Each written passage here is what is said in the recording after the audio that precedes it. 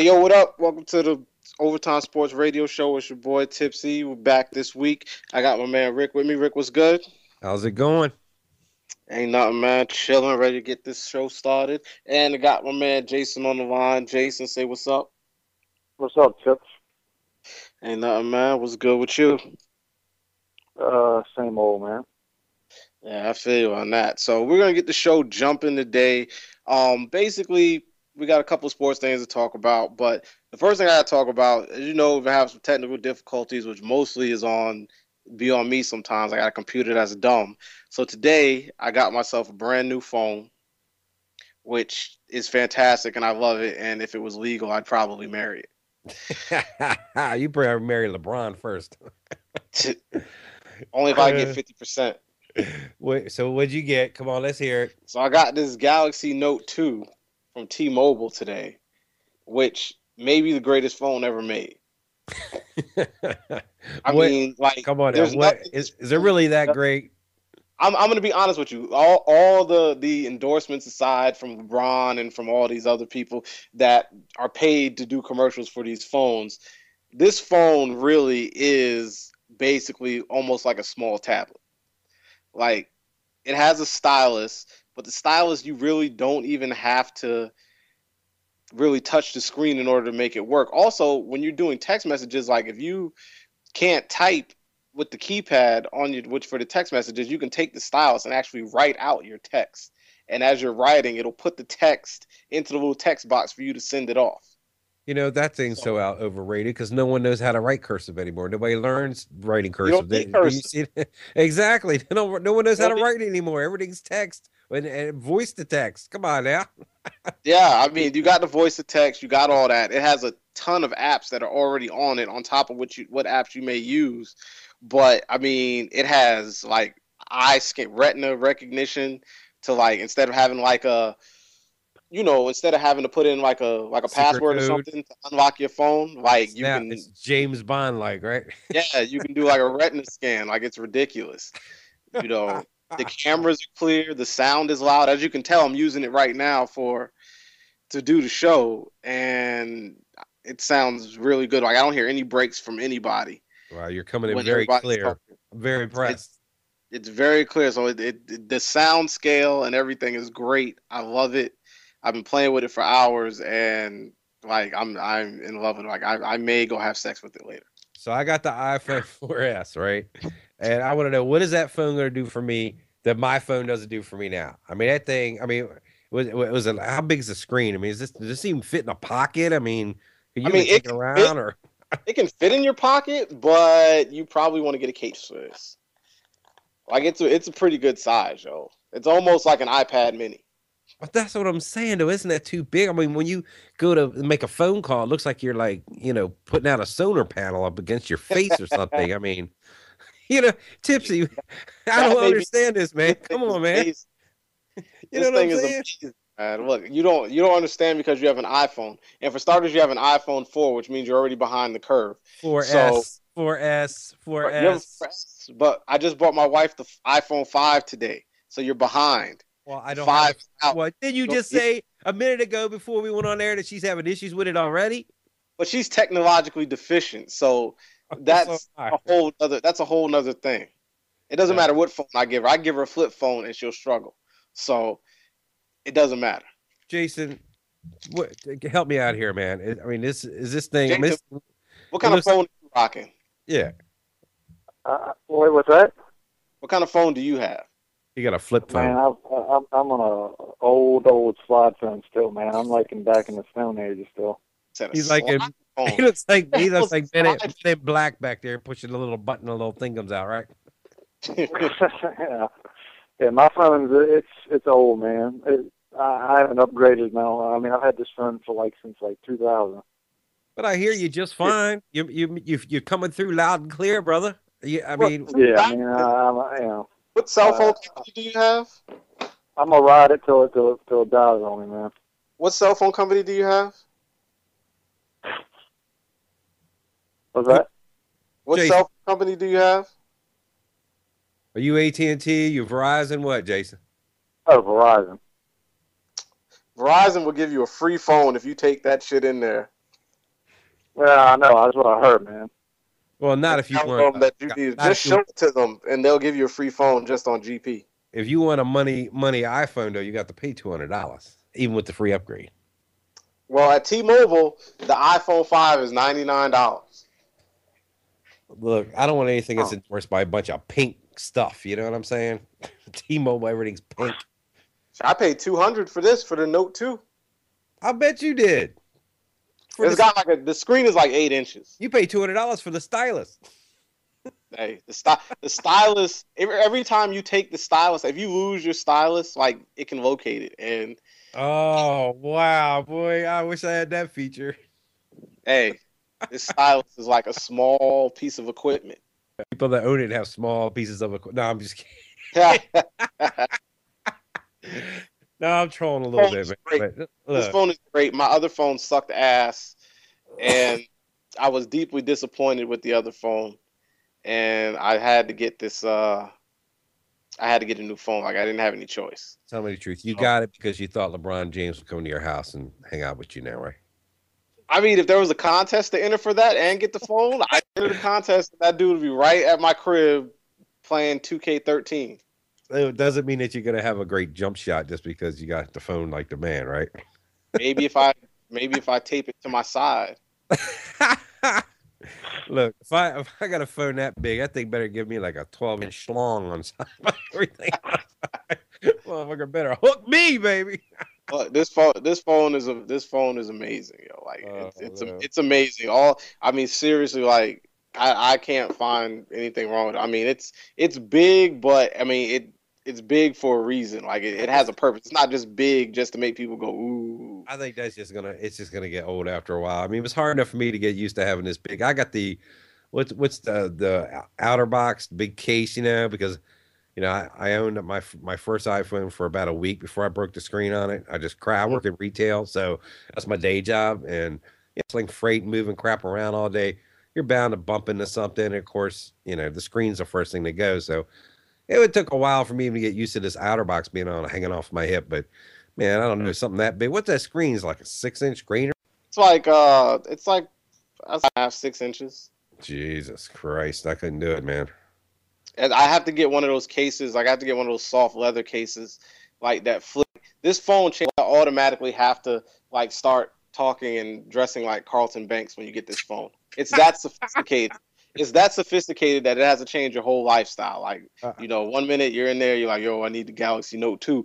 And then as soon as you get it and you get outside, it's like, I think I might have a tea and crumpets today and watch a little polo on the telly.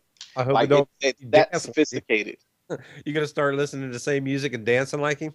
I'm gonna start listening to Beethoven and lots of Chopin and maybe some Tom Jones and Wayne Newton. I'm gonna rock all summer. I'm rocking khaki shorts and sweater vests. That's funny as hell. What do you think, Jaeson? He's lost it, man. Yeah, man. He likes that phone. That's for damn sure. Hey, start wearing rain jackets and top hats like the Pink Panther. Look, I'm very technically challenged, man. I spent, I was I got home at like 6.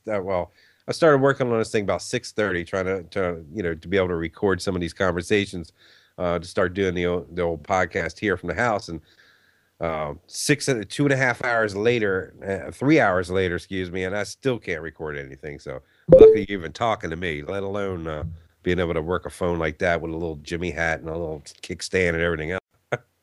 That's what the stylus is for. So you can. I can download the app. The screen is a little small, you know what I mean? So I do struggle sometimes to watch the movie on the phone, but and I thought I would use it a whole lot more for a lot of that stuff.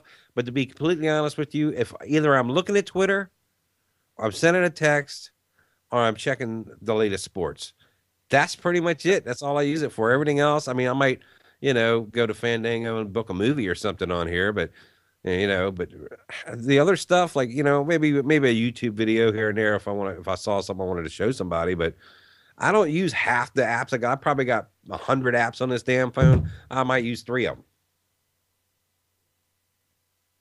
Yeah. Kind of a waste. So I Well, mean, I use a lot of apps. Yeah, I use a lot of apps on a daily basis. Like, yeah, how to find a woman. yeah, I mean, like I use a lot of apps because my Facebook page, I'm always posting So that's one sports app. stuff, entertainment stuff, Uh, videos, news, whatever's going on, I'm always posting, so I've got like, my video apps, my TVs, right. I play Words with Friends, so I got like my Words with Friends apps, I got my Instagram, my Twitter, all these different apps that I used, I'm you exhausted already. on a daily basis, as well as like like my bank, my app for my bank, and You have a stuff job like too, that. right? You have a Was job that? too, right? Yeah, I You, have a job. how the hell do you do all that and work? It's really easy. Oh, it's a lot easier than you think. I'm exhausted already just listening to you describe all the things you do on that phone in a day. I sit at the desk. I sit at the desk and I'm on the computer all day. So, if I get a bunch of updates that I feel like I need to post, I just go to the Let me bathroom guess, you real. work for the government, right? No, Oh, I was no. gonna say, there goes my money again, my taxes. I wish if I did work for the government, I'd post twice as much. No doubt. That's why Mr. Fuego gets so much done. I'd post twice as much. Yo. Hey, government jobs pay a lot for a little bit of work, yo. Because unless you're doing something really serious and big time, you're not really doing anything at all. So it's always amazing. Like I hate when I lived in DC, close to DC. I always hated smug DC people who always seem to think that just because they worked in DC, that they were more important than everybody else. Right. I'm like, okay, they make Yeah, you wear. look, I worked on a construction job for 12 years in DC. It ain't no big deal. Okay. I mean, it is what it is. It's not like okay, so you work in DC, but you wear a suit and tie to go to work, but you deliver mail all day. Right. You're Exactly. not important. Get a fucking, you know what I'm saying? Have mail delivered to you, and then you can say something to me. Exactly. Well, I worked on a Reagan So, building, which is like you're the just a biggest well-dressed concrete hillbilly. job on the East Coast. And it didn't, it wasn't any status symbol. It was just, I had a steady job for 2.5 years at least on that job. So it wasn't status. It was just job security, Yeah. But I'll tell you, it sucked riding that metro every day. I'll tell you that. That was some crap. Well, yeah. That's why I couldn't do it. I can't. I'm not a big advocate of public transportation. Like it's just the worst. Of course, back then, I mean, there was no iPhone, iHap, none of that crap. It was, you read a book or you read a newspaper. As a matter of fact, that's the most books I ever read in my life was riding the metro to work every day when I worked downtown. There was none of this. I mean, I think maybe I had a flip phone, maybe not even then. I don't think maybe I had a pager back then. I'm not even sure if I even had a pager. Oh, pagers. Yeah, that's right. Pagers. I remember those. But look, I mean, here's the thing though. Let me tell you something right now. I mean, I'm pushing 50 right now, but I'm going to tell you this. If I had the apparatus that you guys have today, oh my God, would my life been a lot easier. I would have gotten laid so much. It would have been ridiculous. I would have had to I'd have had stock in Viagra just to keep up. Back in my day, you wanted to get a date with somebody, you had to like call their house, ask their mother if you could speak to them. Yeah. They were home, maybe they weren't. You know what I mean? You had to see him at school, try to catch him in between classes, spit out some a lot of work. Invite, in 2 seconds. Look, we could talk about that when we come back because it's just ridiculous. The differences in dating now versus back then. Even keeping up with sports. I mean, you had to actually go in and read the box scores. You had to look at the newspaper the next day to find out how many yards your running back got. So we'll talk about that more when we come back. This is Overtime on Fuego Beach Radio. What's going on? This is Fuego Beach from Fuego Beach Radio, and I want to tell everyone to check out the greatest sci-fi radio station out, Super 564 on Blog Talk Radio. They have the best topics including sci-fi films, comic books, video games, and they even have a featured artist segment for musicians weekly. So if you have an obsession with sci-fi films, music, or video games like me, then this is the station for you. Make sure you check them out on blogtalkradio.com/super564. That's blogtalkradio.com/SUPAFI64. All right? And remember, stay connected.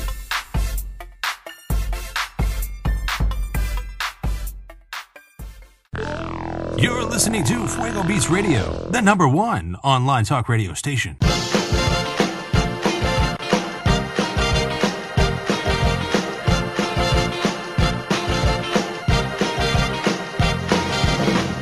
It's not unusual to be loved by anyone. Get it, Tipsy. It's not unusual to have Go, fun baby, go. with anyone. Swing that note around. When I see you hanging. That's funny as hell. Welcome back to the Overtime Sports Radio Show. This is Rick. I'm here with Tipsy and my man Jaeson. What's up, guys? What's up? Tipsy, you there? Is he making love to his note? I think we lost him. That's the greatest advertisement ever for that phone now. I love it. Let's hear his excuse. It had to be operator error, right, Jaeson? Yeah, I don't know what happened, man. He was just talking that phone up like it was, That's hilarious. I love it. He got dancing to the music and he fell out. So we were talking about phones, and I was getting a little melancholy there, talking about some old times. But I did have this one little story, Jaeson. See if this ever happened to you or anything like this. So, back in the day, I graduated in '82. I'll tell you the truth. I graduated in '82, so that's been a while. And I don't. Were you born in '82, Jaeson? Oh yeah. Okay, all right. Born. So, good. I don't feel that old then. There was this girl that we used to hang out with. I had a really good friend of mine that I met in junior high school, and he's the first one to get me to listen to Van Halen, and I'm a big, huge Van Halen fan. I have been my whole life. I started playing guitar because of Van Halen. So anyway, there was this around the way girl that was just cute as a button. She had these pretty lips. Everything was great about her. She had a great personality, fun to hang out with, and the three of us were just friends. We no romantic anything. He never hit on her. I never hit on her. As far as I know, we were all just friends. We hung out and whatever. So senior year, I've got my yearbook. I get her to sign it, and without even thinking, I just close it and I go ahead and I leave school and I go home. When I get home and I'm at home that night, I'm reading through all the people that signed my book, and in there she said her little blurb in the book was, "I hope you find your true love. I wish I could have been her. I never had the nerve to tell you. Have a great summer. See you whenever, whatever." And so basically, I'm like, wow, if I had known, that she was even interested, I would have, pursued it. But I guess, Right. We were just friends. So, but at that point, there was no way for me to contact her. It was done. You know what I mean? It wasn't like, she went to live with her, went to stay with her grandmother for the summer. So for that whole summer, there was no way for even, I couldn't look her on Facebook, couldn't Google her name. You know what I mean? It's not like today where you could probably have that instant access and find somebody. You know what I mean? Right. It's totally changed now. Nowadays, like you said, you could just go on Facebook or whatever, and I could have linked up to her. I probably would have talked to her that night or whatever. But back then, we didn't even have beepers back then. Maybe they just come out or something, but, who knows? I remember my first phone, I actually had a true car phone. So this was like a little box that sat in your car that had like a receiver on it, like with a cord that you put up to your ear, like a real phone, and a couple antennas, and it worked half of the time, but not all the time. I think there was probably like 3 cell phone towers in all of DC at the time. Totally different than it is now. Nowadays, man, you could just touch and go. I know even with your phone, just the convenience of having a phone everywhere you go is just incredible, huh? Yeah, it's people. I think people nowadays rather lose their wallet than their phone. Yeah, exactly. Because everything from their wallet's in their damn phone now. Yeah, that's true. Yeah, the phones are a huge business now, man. Yeah, no, I just was getting a little nostalgic there, thinking about my old beeper. I remember I actually threw a beeper out of the car one time. I hadn't heard anybody say beeper in a long time. Yeah, my girlfriend was getting pissed off because some girl or whatever kept beeping me. The number kept coming up, bam, bam, bam. Well, we were getting into an argument about it, so I finally just said, "To hell with it." I just tossed it out the damn window. That's how nondescript it was. You know what I mean? It just didn't matter. What? But did we get wet Tipsy back? No, I don't think we did. That's hilarious that his phone just crapped out on us. Well, let's talk a little sport. Let's talk a little sports. Tourney wrap up. March Madness, the tournament. Louisville comes out on top. I guess it was a great ending for Kevin Ware after his tragic, injury there on the court. What did you think about the tournament overall? What were your impressions of the competition? Not only that, but every year there's a storyline that gets followed, whether it be the dramatic, finish or a fairy tale team coming out of nowhere like the Gonzagas. And what was your overall impression of the tournament? How entertaining was it? How was the competition? And what about the Kevin Ware story and the whole ending there?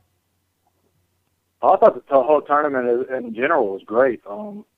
Just because there's always parity, but this year it seemed like there was even more.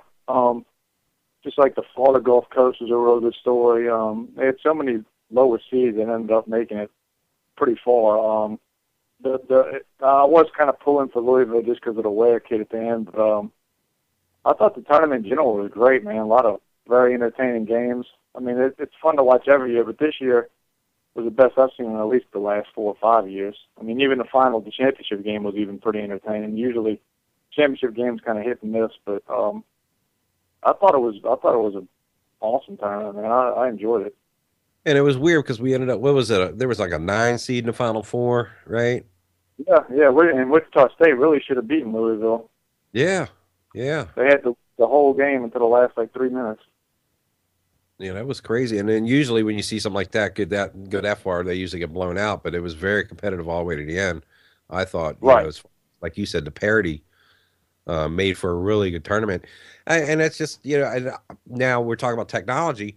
How much do you think that it is attributed to YouTube and the whole, social media and being able to, everybody can see these kids. There is no surprises anymore. I know I saw a headline where they were talking about, the NFL draft's coming up in 2 weeks, and they were saying there is no surprises anymore. Before it used to be, they go to do the combine, and then all of a sudden there'd be some kid that just flashes like, wow, he's running a 4.2, he's doing this, doing that, or a quarterback drills really well.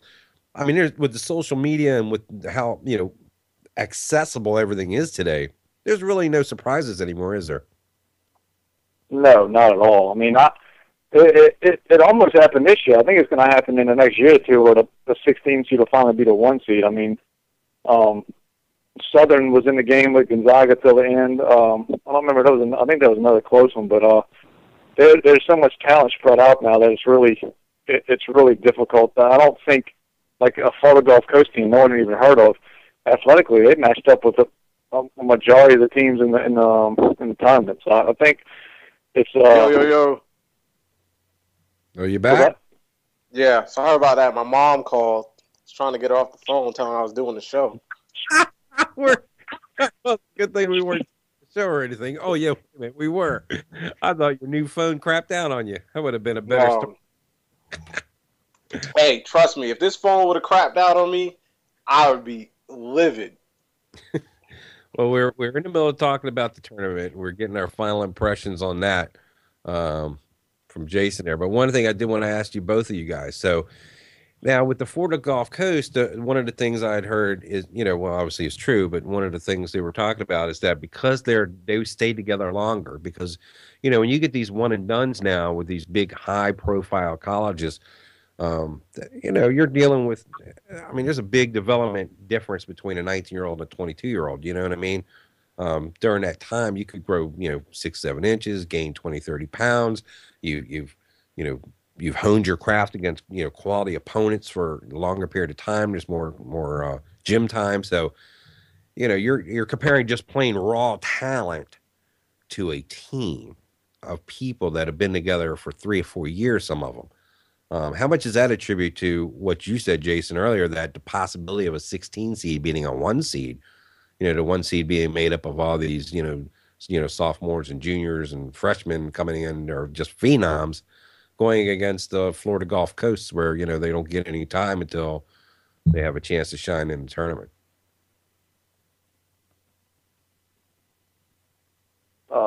Did Tipsy want to get that, or? No, I thought he was asking. I thought he was asking it to you. I'm asking you, Jaeson. Oh, okay. I wouldn't. I'm to the point now of watching the tournament where I'm not going to be surprised if 16 beats a one, especially if the one is like someone like Gonzaga that had a real good regular season, but they never really played anybody. So you never really know how good they were until a tournament. And then when they had that shaky first game when they almost lost, and you figured, all right, well, they're not going that far. Right. So I wouldn't be surprised if I think it's going to come pretty soon, actually, based on watching this year's tournament. That's true. Shake your magic 8-ball there, Tipsy. Tell me, what do you see? What do you see for the future of the tournament? Are they going to? Is it going to be a time when a 16 takes a one out and it becomes commonplace, or do you think it'll always be a hard hurdle? No, I think it'll happen. I think the problem is that there's so much. What I've noticed is that there's so much favoritism when it comes to a 16 playing a one that it's almost impossible for a 16 to beat a one. Because no matter what, I've seen calls that shouldn't be called go the way of the one seed team. And sometimes it's almost on the line of bias. I think that if you get a good 16 that has a team that's been together for at least 2 years, that they could take out a number one. But a lot of times they're just undersized compared to the number one teams. You know, they got centers that are playing at like 6'5", 6'6", when the number one team's got centers that's playing at 6'9", 6'10", sometimes 7 foot. So you talk about the call. Tell me about the charging call or the non-charging call or whatever it was in that last game there, or in the Final Four match. Which one was it? From Wichita and Syracuse. Right. Was it Wichita and Syracuse, or was it the other one? I think it was Wichita. It was Syracuse and Michigan. Right. Yeah. Syracuse and Michigan. That definitely wasn't a charge. It definitely wasn't a charge because the guy he didn't have his feet set. He just slid over and he kind of put his arms on. He wasn't even fully positioned to make that a charge. That was definitely a bad call. In fact, you could see his feet were still off the ground when he made contact, didn't he? Yeah, like it was a terrible call, and it changed the whole outcome of the game. Is that them just trying to set up the next round by making sure the team they wanted in it win? Try to get the Michigan in? I think it was a little bit of that. I think it was just I don't know. I think when it comes to that and that time, I think it was just a really bad call that the ref should have waited a little longer before he blew the whistle. I mean, he didn't make the shot anyway, but it definitely wasn't a charging call.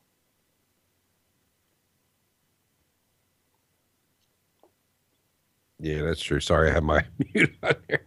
Obviously, I'm not as technically as proficient as you are.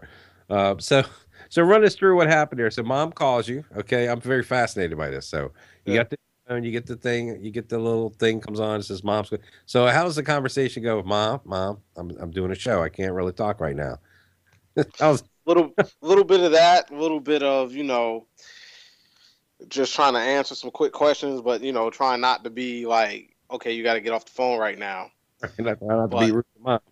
Trying to be rude to mom because she's still mom, and I'm not going to take a beating. All right. Eat your vegetables. Tipsy. Yeah. She can have most of that, but. We've been betting. Moms though, like you know what I'm saying. Like you gotta answer the phone. I mean, I'll be honest, man. I was really hoping that it was the phone messing up. I really was. After you gave that long endorsement there, I mean, it's like I was really hoping it was the phone. That would have been hilarious. Jaeson, it would have been hilarious to y'all, but it would have been a travesty over here in this house. That's hilarious. All right, well, when we come back, we're gonna get into Masters Week. Tiger's out; he's in the hunt again, and there's a young phenom who's trying to make a statement. And we'll be back. This is Overtime on FuegoBeats.com.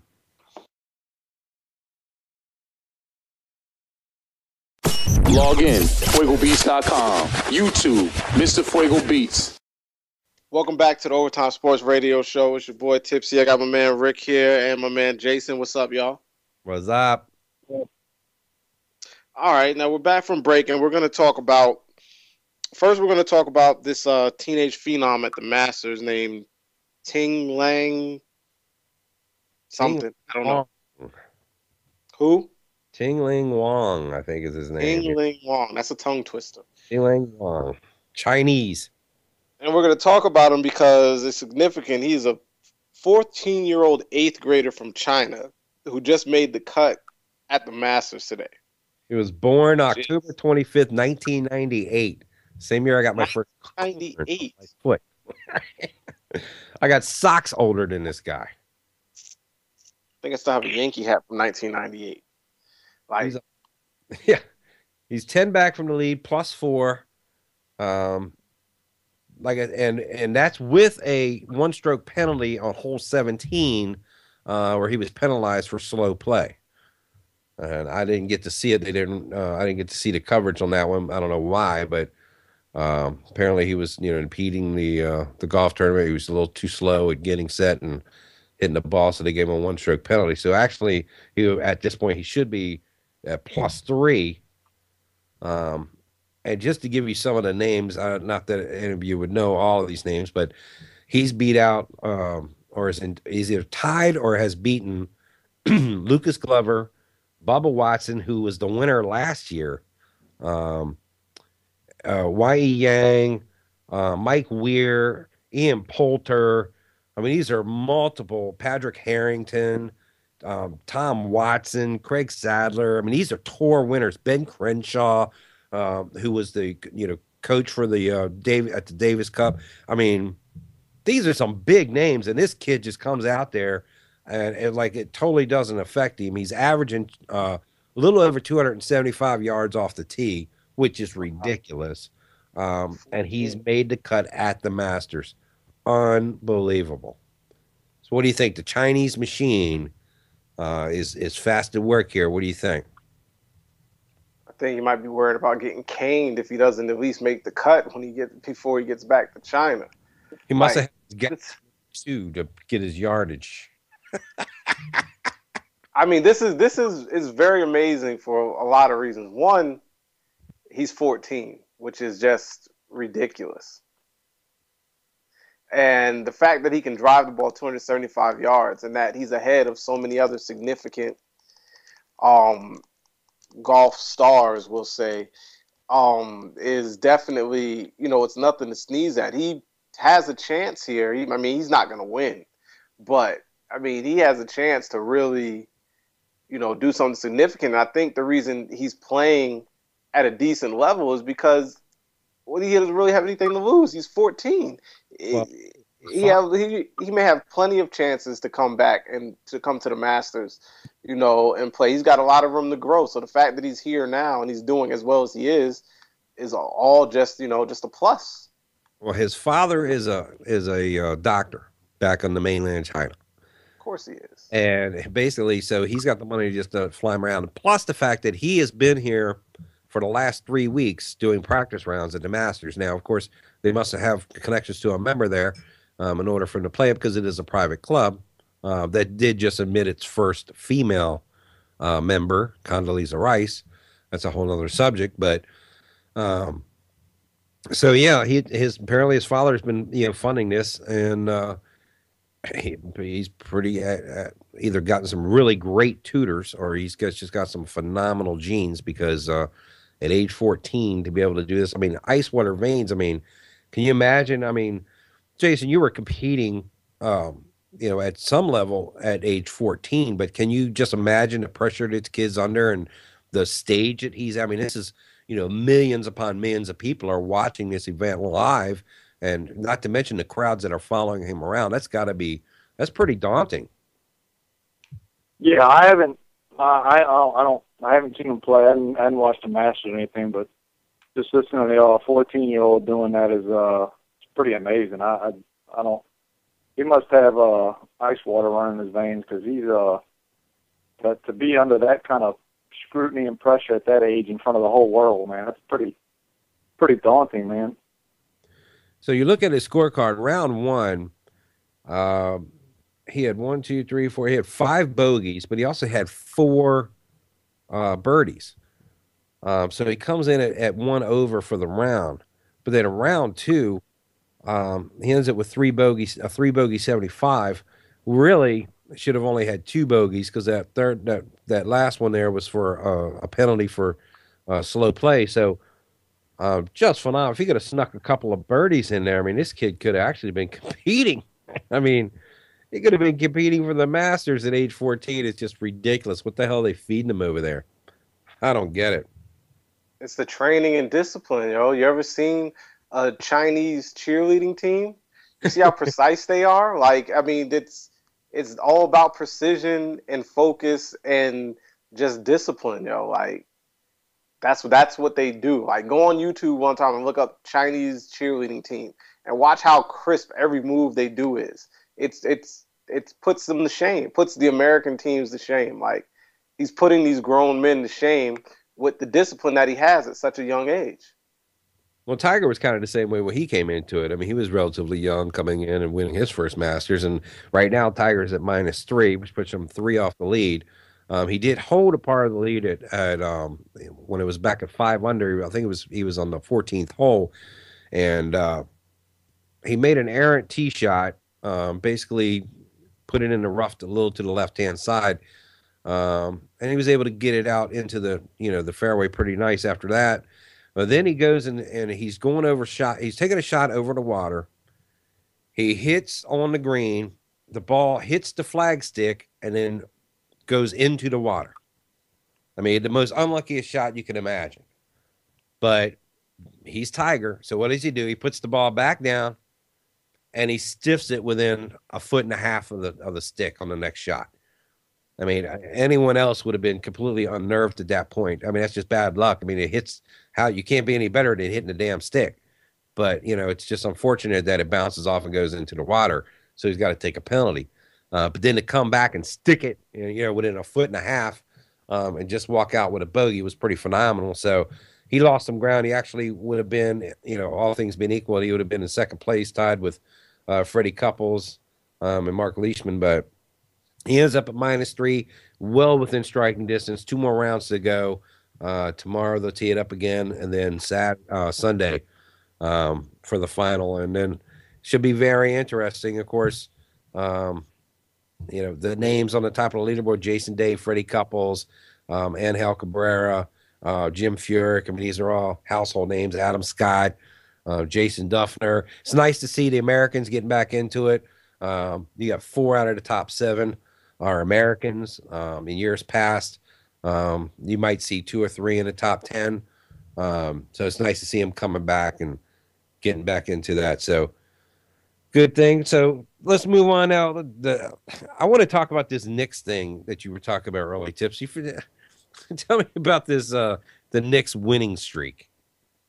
Well, the Knicks were, after the Heat streak was over, the Knicks were in the midst at the time of only probably about a 5 or 6 game winning streak, which they cranked all the way up to 13 last night before they lost to the Chicago Bulls, which the Chicago Bulls seem to be, the resident streak breakers for the year.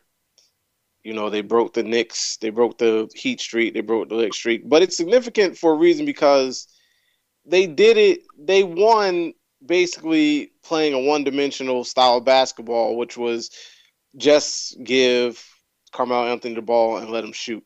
In most of these games, he had over 50% of the team's points by himself, which usually, if you have one player scoring that many points, you don't have a 13-game winning streak.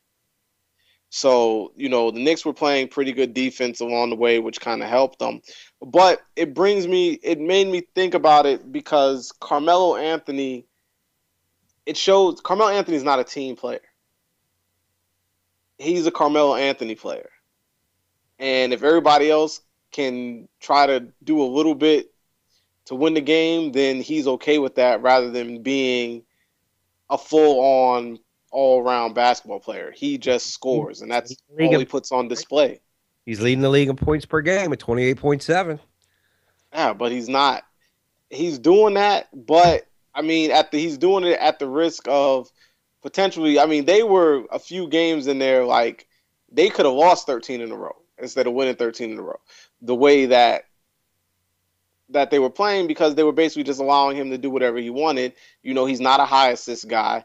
He's 6'8", 6'9". He's not a really big rebound guy. You know, he's basically the opposite of everything that LeBron is. LeBron can get his points, but he can give you a triple-double almost every night. And that's why the Heat are the way that they are. You know, everybody's talking like, oh, you know, the Knicks, they just won 13 in a row. You know, when they get to the playoffs, they done beat the Heat. They done did this. They're going to go far in the playoffs. They're probably not going to get out of the first round unless they play somebody like Milwaukee or something. Like that's the only way that they get past the first round of the playoffs. If they have to play the Heat, they're going to get dismantled. You know, the Heat don't care about the regular season. The 27-game winning streak was something that just happened, and it was good momentum. It was good radio and good TV, you know, and pushed them ahead and showed that they were the best team in the league. But, you know, there's a lot of bandwagon jumpers on the Knicks, you know, that are just like, oh, this is going to be a great team. You know, we're going to go all the way this year, but they need to slow down a little bit. They have a bunch of old players. They have a center who can't really score, and he's just good at defense, but he can't put the ball in the basket when you need those crucial points down the stretch in case Carmelo isn't in the game or J.R. Smith is just basically chucking up every shot he can get, and he's not helping the team. So, you know, what is your take as far, not on the Knicks so much, but as far as Carmelo Anthony and his play this season? Yeah, Jason, what's your take on that? So, same Carmelo, man. Great scorer, not going to win anything. He's been on talented teams before, but he's never gone anywhere because he, like Tipsy was saying, he doesn't do nothing but score.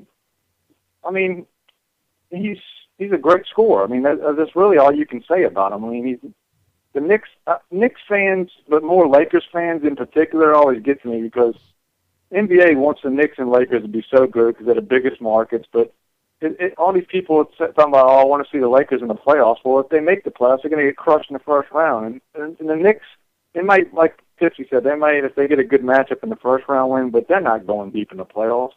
If they happen to not meet Miami until the final round, then they made it to the round, which I think would be a good year for them. But I think there's a lot of people with unrealistic expectations that think the Knicks can challenge the Heat or win a title. I mean, that team is I don't think it was very well put together at all. They're very old. They're slow. They don't. J.R. Smith's kind of another guy, man, gives you a lot of points but doesn't do anything else. So, I mean, Didn't we see the same from Allen Iverson? Wasn't he the same player? I mean, yeah, pretty much. I mean, AI was at least AI led that Sixers team to the finals in 2000. I don't think Carmelo's been to the finals. I don't think. I think he made it to the Western Conference Finals. Yeah, Western Conference Finals with Denver on a couple of Denver teams. But I mean, Carmelo and Iverson played this together in Denver on the same team. You saw how that worked out. That's when they made it to the conference finals. Yeah. But I'm saying, but they weren't going to get any farther because you got two guys whose only mindset is just to shoot everything. So they, I don't know, man. I've never been a Carmelo guy, and I just don't see the Knicks. I think the Bulls could beat them and without Derrick Rose. I think the Heat would I think the Heat would beat them 4-1 probably if the Knicks were lucky enough to get a game. But the Knicks got a long way to go, man. Well, they're leading the Atlantic in the Eastern, 51 games. And the Heat, 62. That's kind of deceiving though. They had such a great start. I think they started off I think they won 15 of their first 18 games or something like that to start the year off. 9-1 in their last 10. Yeah, I mean they're hot right now, but I mean yeah, they're pretty hot. I mean, you know, the Heat are 8-2, but looks like I got, you know, that's a hell of a streak to go on there, bud. 34-14 in the conference. They're playing different now, but the playoffs is a totally different beast, man. They're gonna have their work cut out for them for sure when they get to the playoffs. And they're 29-10 at home and 22-17 on the road. So they're definitely better at home. Who is the Knicks? Yeah. Yeah, I mean, everybody should be better at home. If you have a bad home record, then you're just a bad team. That's true. The Knicks the Heat have only lost 4 games at home. That's pretty ridiculous. That's what I'm saying. And what's the Nuggets record? The Nuggets are way better without Carmelo Anthony. Yeah, they did the right thing. Yeah, they've only lost 3 at home. They're 54 games, 54-24. They have 50. The Nuggets have won 54 games without Carmelo Anthony. Yeah, you had different players like Chris Paul left the Hornets, and the Hornets are just going in the crapper. I mean, the Hornets were not that good to begin with, but when Chris Paul left, they really went in the tank. I mean, Chris Paul is like one of those guys. Look what he's done to the Clippers, yo. Chris Paul should be the MVP, yo. Look what he's done to the Clippers. I mean, I'd rather Chris Paul on my team than Carmelo any day. Oh, definitely. Yeah, Clippers are first in the Pacific, 52-26. Won their last 3 games. 31-9 at home. Yeah. Definitely right now they'd be what? They'd be a 4 seed. Yeah, I really wish they'd be a 4 or 5 seed. Yeah. Not bad. Not bad. Should be interesting as we're getting closer to the end. We still going with the Heat to win it all? You don't think anybody could take them out? No, I don't see anybody taking them out. Like, everybody on their team would have to go down on injury. I think the Heat's going to win. I think the Spurs could give them I think Spurs could maybe hang in there for 6 games or so. I think I'd like to see a healthy Spurs team playing just because they got the experience, and Tony Parker's a matchup nightmare. But I don't even think they would last more than 6 games. I don't want to see the Thunder play them again because the Thunder can't handle the Heat. Yeah, I mean, there's really not. Yeah, there's not really. I mean, I'd like to see the Spurs personally, but even then, I mean, I don't think the Spurs will win. So I mean, it's kind of it's like Tipsy said, if they all stay healthy, it's almost a foregone conclusion, man. LeBron has just reached a point now where he's so much better than everybody else. It's not even really fair. Must be that phone he's rocking. Right. Galaxy 2 joint. Galaxy Note 2. Put them on there. Everybody should get one. That's hilarious. All right, we're going to get out of here. When we come back, we're going to check in real quick with the NHL. 2 weeks to the NFL draft. Maybe we'll hit on some of that. And then we'll talk about the he-she who's beating up on girls. This is Overtime. Fuego Beach Radio.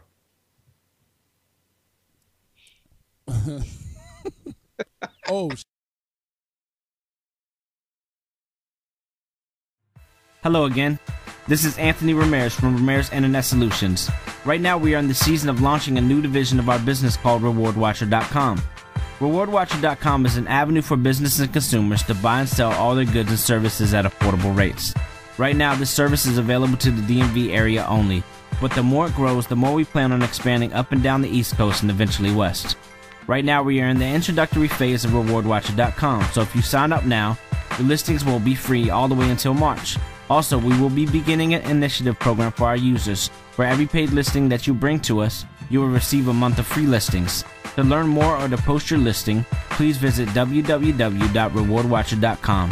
That address again is at www.rewardwatcher.com, or you can give us a call at 571-989-2392, or you can email us at help@rewardwatcher.com. Again, that's help@rewardwatcher.com. Thank you, and we look forward to you helping us make this program a success. Log in, FuegoBeats.com, YouTube, Mr. Fuego Beats. Well, welcome back to the Overtime Sports Radio Show. It's me, Tipsy. I got Rick and Jaeson with me, and we're back, and we're going to do a little bit of NHL hockey right now. We're going to talk about the Washington Capitals and the hottest team in the NHL, baby. 6-game win streak, 8-1-1 in the last 10. And they were dead and buried 3 weeks ago, but they are back. Exactly right. Okay. Now, I do have a hockey question. I just thought of this now. I do have a hockey question, but I've tried to watch hockey, and it's really exciting when you see it in person. You do all this stuff. But I don't understand. okay, you said they're 8-1-1. Right. So, all right. So like, what is the extra one? So in a football game, you win, you just win. Okay. But in hockey, you could have two ways to win a game.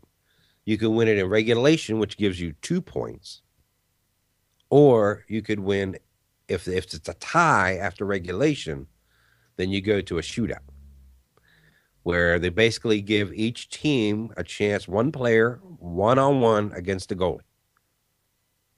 And if you win that shootout, then you win, but you only get 1 point. So there's two different ways to gain points in hockey. So right now, the Capitals have 46 points. The Winnipeg Jets have 44 points. So that 8-1-1, they've won 8, they've lost 1, but they also have won 1 in a shootout. So it was only worth 1 point. So that's where the one comes. It's not an actual out-and-out tie. It's that they went ahead and got rid of all the ties and decided we're going to settle up with a shootout because it makes for better TV. It makes it more exciting. I mean, those 0-0 hockey games are just, or even the 1-1 games are just so boring and so, they feel like you've wasted your money. Like there's no payoff at the end, So hockey decided to do something about it, and the hockey purists screamed they didn't like it. But you know what? Hockey's arguably never been more popular than it is right now. Outside of like the frozen tundra of the North, you know what I mean? So, anytime Florida can actually, keep a team, you gotta go with what's winning. So, yeah, that's it. Right now, they're doing well. Strike shortened season, whatever it is. But look, we got to talk about this hermaphrodite, he, she, whatever it is, that's fighting in the MMA. I gotta find out how you guys feel about this. So. Here, the guy. What was the name? Fallon Fox, or what is it? Fallon Fox. Fox. So, this dude decides he wants to be a girl. Okay, personal choice. Fine, I have no problem with that. He gets all the man parts taken out. He gets all the girl parts put in. He's taken female hormones. Whatever. Then decides, you know what? At age 33, I want to be an MMA fighter. And I'm going to fight women. Now, I have a problem with this on several levels. First of all, I mean, even if you had all the parts changed and you're taking all their hormones or whatever, you physiologically are still a man. Your bone structure, your muscle structure, you're still a man in physical, to the core. You're a man, regardless of the outside appearance, the way you live your life, or whatever hormones your chromosomes say. If they pulled blood, they check your chromosomes, you're still a man. And for you to go out there and think you're actually doing something by fighting women, I think is just ridiculous. I think he's sick. I think some man just needs to beat the shit out of this guy. So what do you guys think? What do you think, Jaeson? That's the first I've heard of that, but I mean, the dude sounds like a punk. If he had to turn into a woman just to beat up on women, it sounds like MMA fighting was a little too much for the dude. I mean, that's freaking sick, man. I don't know. Exactly. He's got a twat now, so he's got to be a punk. But I mean, and he didn't even tell anybody this until after he'd won a bunch of fights. Then he's like, oh, by the way, I used to be a man. What do you think, Tipsy? A little too late?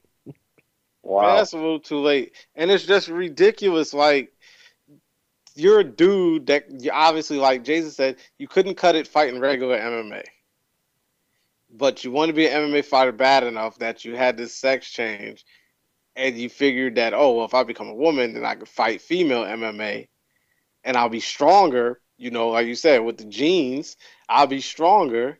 So I should win a bunch of fights and be popular and get a championship and be proud of myself. But really, deep down inside, you should probably hang yourself because you went and became a woman because you weren't strong enough to fight with dudes. So now you're going to beat up chicks. What I want to see is I want to see this, shim sham thing. I want to see her fight that one MMA chick. What's her name? Ronda Rousey? Right. I want to see him fight her, and if she just puts the wood to him, then you just be banned from all fucking hand-to-hand fighting. Here's what I'm saying. Should he be allowed to do that? I mean, first of all, let's get the obvious thing out of the way. If my daughter, for whatever reason, decided she wanted to fight MMA for a living, okay, I'll be supportive. I wouldn't like it, but I'd be supportive of my daughter wanting to do her thing. Okay, so go off and do your thing. But then if I find out she lost a match and got the hell beat out of her because by some dude who had let me tell you what, he's gonna see some. We're gonna have some talking. You know what I'm saying? I mean, yeah. I'm gonna beat the shit out of her, whatever, with a baseball bat. You know, because that's just ridiculous. You got a man, for all intents and purposes, beating on women. And my question, I mean, I don't know if they tested or not. I don't know what. I know he's suspended or she's suspended, whatever now. But I mean, he can't go on, right? He can't go back in the ring with women, can he? I just saw a video the other day on the internet that was at least like a week old where it was fighting a woman. He didn't really beat the woman, sort of just like made her tap out. I just can't see it, man. I just can't see it. Yeah, it'd be like, you know, Usain Bolt deciding to, you know, cut off his parts and decide to race against the women in the, you know, meter hurdles. Is this something recent where you just heard about this? Yes. Yeah. Well, can you go to Google and just type in like MMA hermaphrodite or something and it'll come up? Yeah. Right. You can go on. In fact, hold on. I don't know. You might not be on my Facebook page, but I posted a video. Post it on your Facebook page. I'm going to post it on my Facebook page again right now. Yep, and we'll post it on fuegobeats.com. And we'll text it to Jaeson, make sure he can get on there. I'll put it on Just Man Talk because we're out of time, guys. We're going to have to wrap this up. But we could definitely get into this again next week. When we return to the overtime show here on Fuego Beats Radio. I'm Rick. You can catch me on justmantalk.com or at justmantalk on Twitter. And what's that Facebook page we can get you on, Tipsy? You can find me on Facebook under Tipsy McStagger, or I have a new page. Find me under Wesley Carr.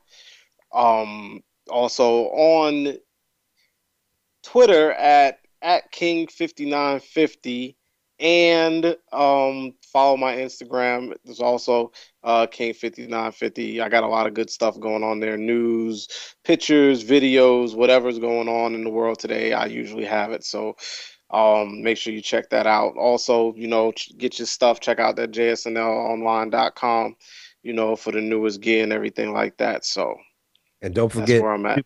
I-64. Exactly. Can't forget that. How about you, Jaeson? Where we catch you at? Probably nowhere, man. I just got a website, PeteMaravich.com. You probably won't catch me on there, but I don't think I have anything to even contact me on there. But if people want to go visit the site, man, check it out. Awesome. We'll definitely do that. No, definitely.